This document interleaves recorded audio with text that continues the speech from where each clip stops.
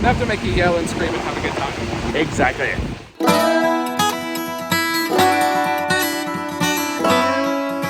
Good day, everyone, and hello from Kentucky Kingdom. This is our second park of the trip, day 2. We actually spent a couple hours in Kings Island this morning, but we drove all the way to Louisville, however you pronounce it, and now we're here. There we go. I'm wearing my Scott today as well. Yep, it is my home state, one of my home parks, and I am so excited to be back here for the first time in years.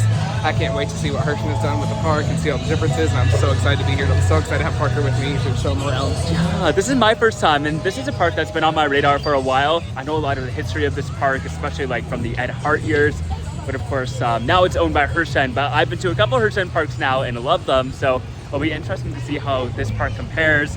But yeah, it seems to have an interesting like small park vibe right off the bat here, and I'm into it already.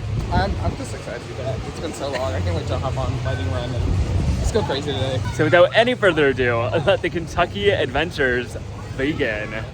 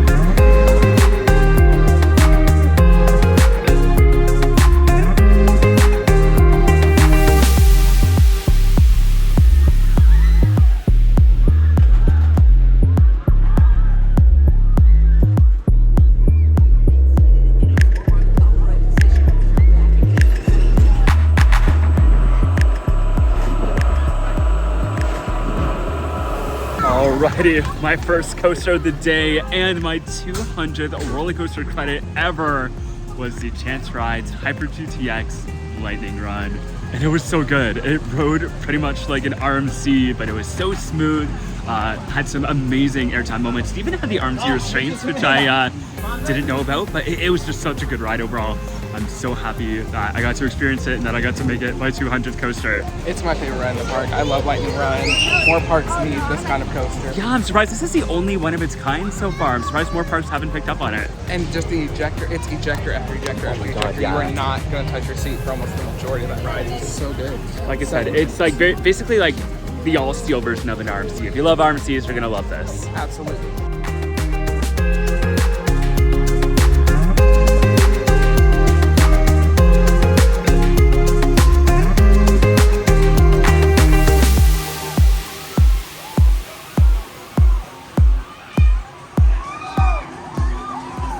I just did my first ever breakdance, and these rides are way more fun than they look. Like, you got some good whips and some good spins on that one. Oh, so good. America needs more breakdance. There's nothing else to do. They need more breakdances. They're fun, they're fast, they're exciting. They're the perfect middle, like flat ride. They're thrilling, but they're not too thrilling. Exactly. Like, I found them fun, but like I don't think it would make anyone overly dizzy or overly nauseated. So it's enough to make you yell and scream and have a good time. Exactly.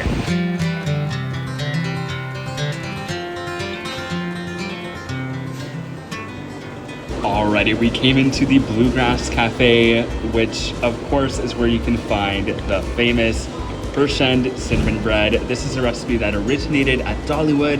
It's also found at Silver Dollar City, and when Hershey acquired this park, they brought it over here too, and it looks pretty good. I'm using some apple butter with it. So I haven't tried this combination before. I've had a classic one, and I've had a chocolate one, never an apple butter one. So this will be kind of a new-ish experience for me. But yeah, it looks just as good as all the other parts, so I'm really excited to dig in. I'm so excited. I've never got to try cinnamon bread yet. I've been to Dollywood many times. I just haven't got to try the cinnamon bread, so I'm so excited to finally try it. I know, honestly, truly. But I'm just so excited to try it, and I can't wait to dig in.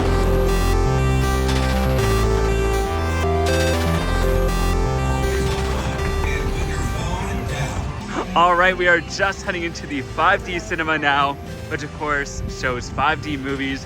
These used to be super popular across theme parks throughout like the 90s and the early 2000s, but they're not too common now. So I'm actually really excited to step into one once again. And it looks like the movie they're showing right now is the Lego movie, which I believe is the same one that they show at the Legoland parks. Kind of cool. You get to experience it here in Kentucky instead of going all the way to Florida. Oh boy, can't wait to see all those traumatizing events that we almost didn't live through recreated for fun. Then feast your little eye dots on the most glorious thing ever to befall mankind, Brick World!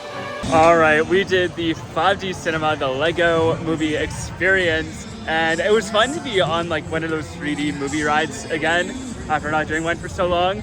The film was a little weird, I'm gonna be honest. It wasn't my favorite. They had some fun little like nods to like being in a theme park and the fact that they couldn't use big name actors or, you know, like copyrighted music. So that was kind of funny, but I don't know, I feel like they misused some of the sequences. Like there's parts where you're supposed to be on a roller coaster and you're only actually riding the roller coaster for like 2 seconds. Yeah. Like they totally missed the opportunity of using that motion platform. I don't know if it was maybe meant to be watched without the motion. I don't know. So I think it's actually meant to be in Legoland. Because at the end they're like, oh, let's all go to Legoland. Yeah, it was funny. So I think that's the one they put in the non-motion theater at Okay, Legoland. yeah, I'm not sure how that one works. But they have, I will say that they've done better picks in the past. This just Okay. didn't fit as well this film.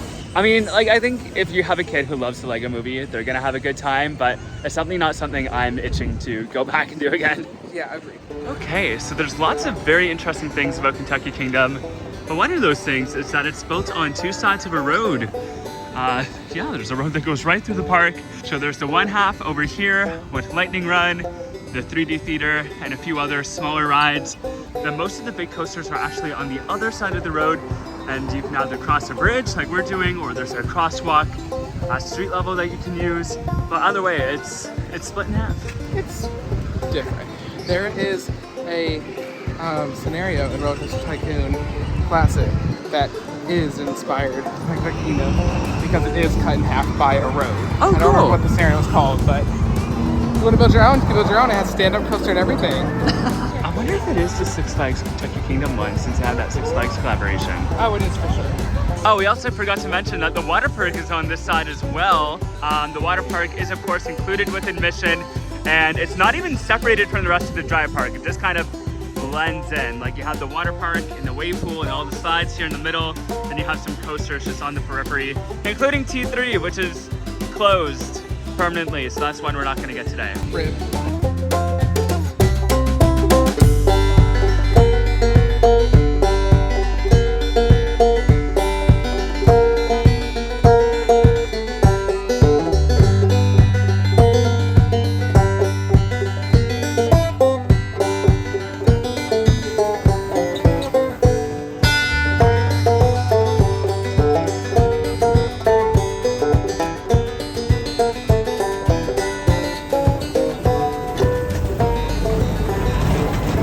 So Kentucky Flyer was a lot more forceful than I thought it was going to be. Like, it was so wild.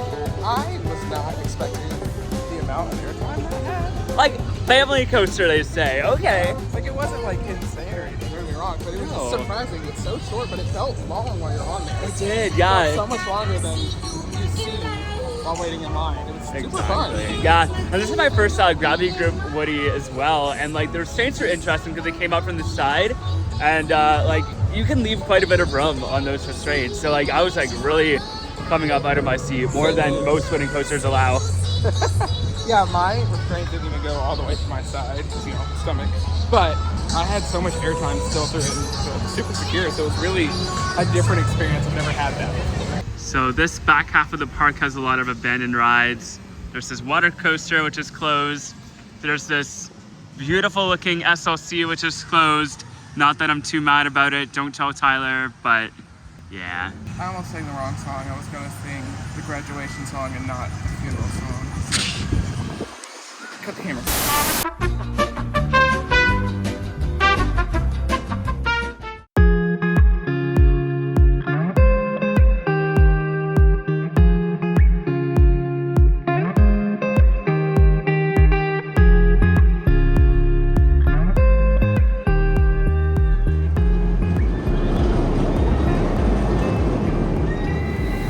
And for our next roller coaster credit of the day, we are doing not Eye of the Storm because it is not a credit, but we are doing Storm Chaser, the RMC hybrid conversion of what used to be Twisted Sister, right? Twisted Sister and then Twisted Twin. Right, because I had to change the name. Sister of the band. So that's how that happened. And that right there used to be a drag race. Regular drag racing in a car. You get in a dragster and you shoot out from this barn back here all the way down here, and just come down the barn and then go back. Oh wow! Yeah, it was unique. It was different.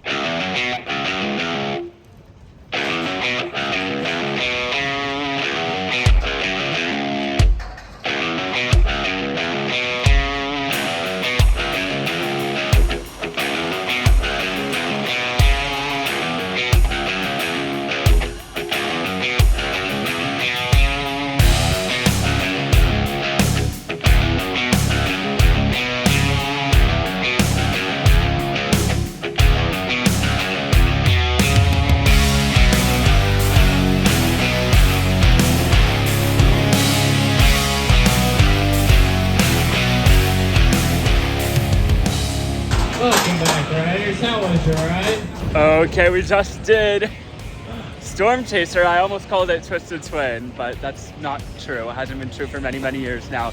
But Storm Chaser, it was so much fun. It's such a good RMC. I've been on a few now. This is my second of what I'd say are the smaller RMCs. And I loved it. I love that, you know, twisting barrel roll first drop. It's very similar to Twisted Timbers at King's Dominion. But this one I feel like does a lot more. It's not just repetitive airtime moment after airtime moment. It actually has some great inversions, some great turns. And then the airtime it does have is super strong and just so much fun. I love Storm Chaser. I think it's one of the best coasters out there. I love that barrel roll drop.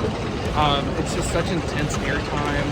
Every element gives you an intense feeling. It's an intense coaster. There's not a moment of rest, not even in the last little helix, because you're gonna flip sideways and then slam back into that station. You are not getting a second of rest on that coaster. I mean, they built it to be a beast, not the beast, but a beast. Yes, indeed. No, it's surprising to find a coaster this good at such a small park, but I'm not complaining. I'm glad it's here and it's an amazing ride.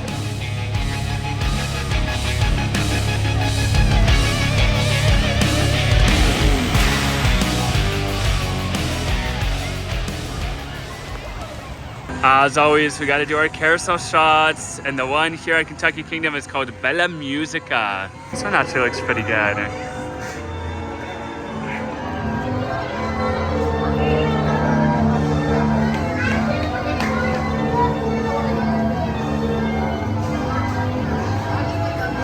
Oh my gosh, look at this cute little carousel. It's all musical instruments. There's even like some spinning drums. I've never seen something like this before, but I love it so much. Even the top canopy is all music notes. All right, the other coaster we gotta get over in this area at the park is Thunder Run, one of their wooden coasters.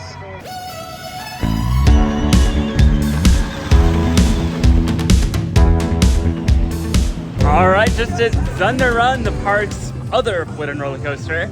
It was interesting. I wouldn't say that it's a rough ride per se, but it definitely has some character. Like, it has a rumble to it. It just lives up to its name, that's for sure. I feel like it's going to be rougher than what some people may be used to when it comes to a woody, but it's not horrible by any means. It's rougher than some of the other ones in the area. Yeah, it's still a great ride. A little bit of airtime, lots of laterals. It's a fun ride. Oh yeah, and I mean the laterals are definitely the strong point of this ride in my opinion. Like, some of those turns are like so tight. Absolutely. So fun. So, between the two of us, it looks like I am the true enthusiast here because I'm willing to sacrifice my pride to do roller skater. Scott? I already have the credit. He never asked.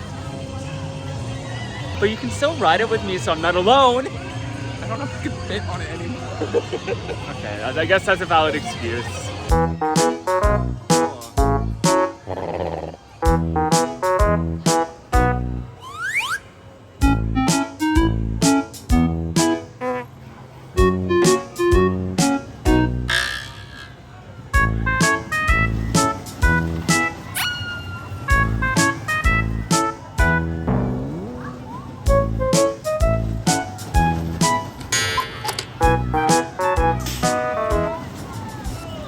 I survived the roller skater. Actually pretty solid for a kiddie coaster. Like, it's kind of more of the family model, so it wasn't quite as embarrassing to ride. It had some nice little helices in there, so yeah, it was a good one, and I never have to do it again. It's a fun ride. In all seriousness, the like the shape of the trains is super cute. It's so unique and so fun, and just hella adorable. I'm glad it's here.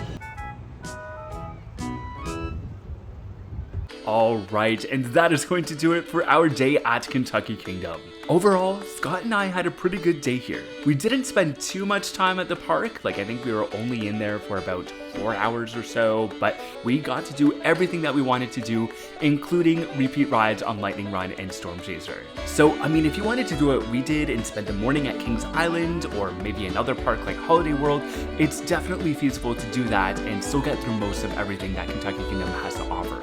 My only regret though is that we didn't spend any time at the water park, and I think if I were to return here in the future, I would dedicate an extra hour or two for that. But yeah, it's a really interesting park overall, especially when you consider some of the lore and the backstory and just the status that this park has to the locals. For those of you who don't know, this park opened independently, but then was owned by Six Flags for a chunk of time, but then the park was shut down permanently for a while, but it was then revived by Ed Hart, and obviously now it's owned by Hershend. But if you haven't dived into the history of the park, you absolutely should. There's some really good documentaries out there on YouTube, but I think this is really a park that you need to understand its history in order to fully appreciate. Because I mean, Storm Chaser and Lightning Run are really, really good coasters, and they're definitely worth checking out. And the park has some good flat rides, and the rest of the supporting lineup is pretty good as well. But other than that, I mean, I wouldn't necessarily say this is a park you should go out of your way for. I mean, if you're in the area, obviously you're gonna have a good time, but I don't know, there's just something about the park that if you isolated it from the history, I don't think it would hit quite as hard.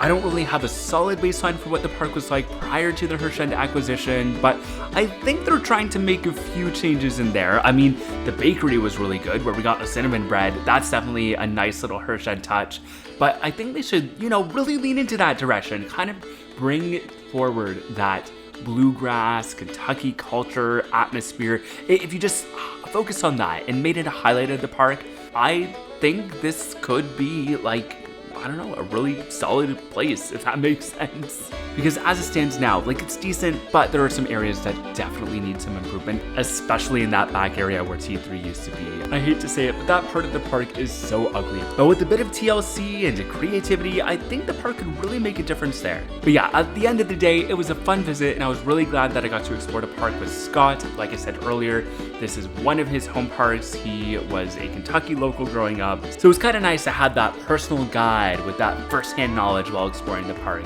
Again, it just really allowed me to appreciate it even more.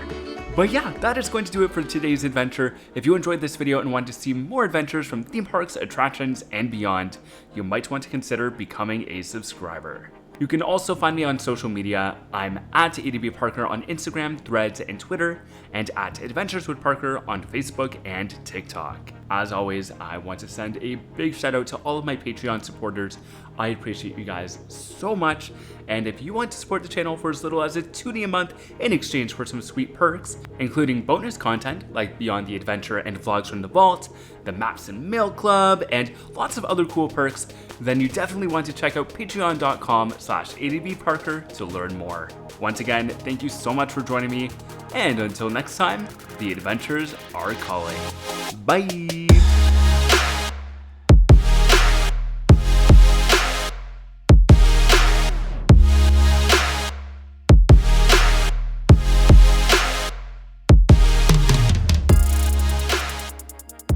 Which is home to their 5D, what am I even saying? Oh my gosh.